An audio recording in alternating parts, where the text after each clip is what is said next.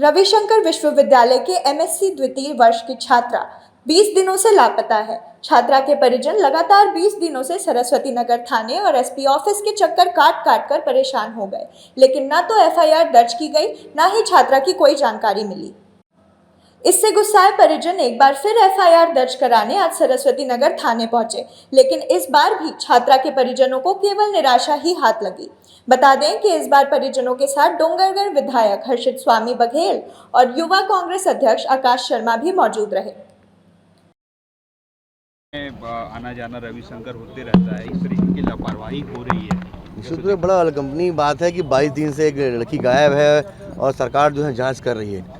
अभी तक मुझे लगता है कि और कोई किसी वीआईपी आदमी का फ़ोन चोरी हुआ था तो दो सरकार जो है 24 घंटे में अलर्ट हो जाती है, लेकिन आज 22 दिन हो गए। रविशंकर यूनिवर्सिटी की इतनी बड़ी गलती, और सबसे बड़ी बात है कि विश्वविद्यालय प्रशासन मौन है। प्रशासन बोल रहा है कि कोई कार्रवाई नहीं हौसला बढ़ाने पर।